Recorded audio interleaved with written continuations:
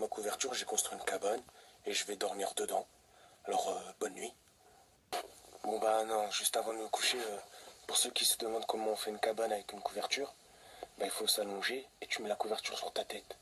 Après, il faut pas se lancer dans une construction de cabane en couverture comme ça.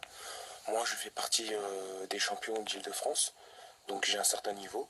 Après, je vous cache pas que ça peut être dangereux de construire une cabane sans technique. J'ai des amis à moi qui sont morts étouffés dans leur cabane. Après, si on part du principe qu'une bonne cabane en couverture, c'est d'abord avoir une bonne couverture, à partir de là, tu peux te lancer dans une cabane en couverture. Parce que je connais des amis à moi, ils ont fait une cabane en couverture sans couverture. Il faut savoir respecter certaines règles de base. Ne jamais recouvrir ses pieds quand tu fais une cabane en couverture. Parce que comme ça, les petits chatons, ils peuvent lécher tes pieds.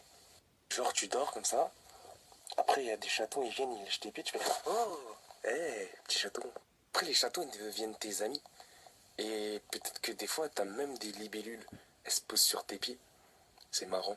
Après, moi, j'aime pas les libellules. Donc, quand je vois des libellules qui s'approchent de moi, je rentre mes pieds dans ma cabane. Et je suis en sécurité. Et en général, il vaut mieux faire une cabane en couverture sur un matelas. Parce que le sol, il est dur. Bah voilà, j'espère que mes petits conseils pour construire une cabane en couverture vous aidera à passer des nuits plus moelleuses et plus douces.